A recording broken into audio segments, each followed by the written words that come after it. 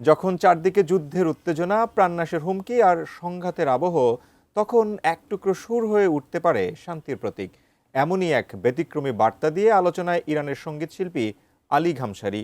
তেহরানের কাছে অবস্থিত দামাবান্ধ বিদ্যুৎ কেন্দ্রের সামনে তিনি বাজিয়েছেন পারস্য শাস্ত্রীয় সঙ্গীতের ঐতিহ্যবাহী বাদ্যযন্ত্র তার। মুহূর্তেই যার সুর ছড়িয়ে পড়ে বিশ্বজুড়ে, আওয়াজ ওঠে যুদ্ধ বন্ধের। শাহাদাত রিফাতের রিপোর্টে বিস্তারিত।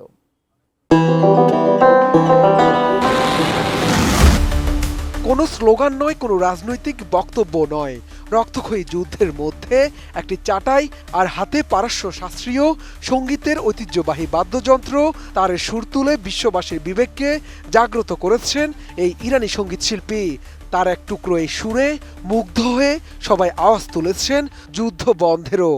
তেহরানের কাছে অবস্থিত দামাবান্ধ বিদ্যুৎ কেন্দ্রের সামনে বসে ইরানের সঙ্গীতশিল্পী আলী গামসারি বাজিয়েছেন বাদ্যযন্ত্র তার। তিনিও সেই সুরের মাধ্যমে যেন বলতে চেয়েছেন, থামো, শান্ত হও।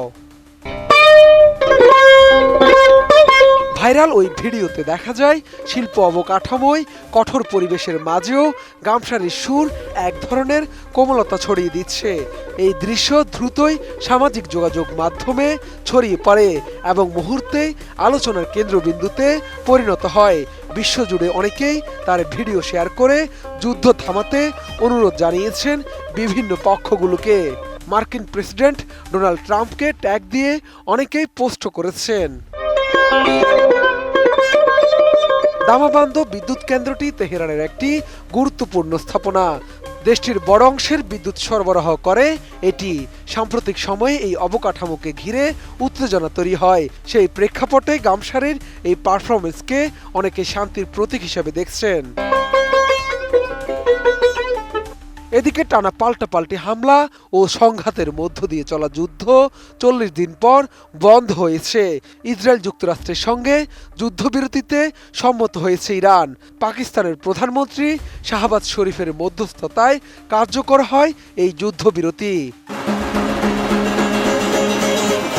অন্যদিকে এক ভিডিও বার্তায় আলী গামসারি বলেন, তিনি চান তার সুর মানুষের কাছে শান্তির বার্তা পৌঁছে দিক এবং যেন মানুষের ঘরের আলো নিভে না যায়। তার এই উদ্যোগকে অনেকে কেবল সঙ্গীত নয়, বরং এক ধরনের নীরব প্রতিবাদ হিসেবেও ব্যাখ্যা করেছেন। আলী গামসারি ইরানের সমসাময়িক সঙ্গীত জগতের একজন পরিচিত নাম। তিনি পারস্য শাস্ত্রীয় সঙ্গীতকে নতুনভাবে উপস্থাপন করে তরুণ প্রজন্মের কাছে জনপ্রিয় করে তুলেছেন। তার কাজগুলোতে ঐতিহ্য ও আধুনিকতার এক অনন্য মিশ্রণ দেখা যায়। শাহাদাত রিফাত, ATN নিউজ, ঢাকা।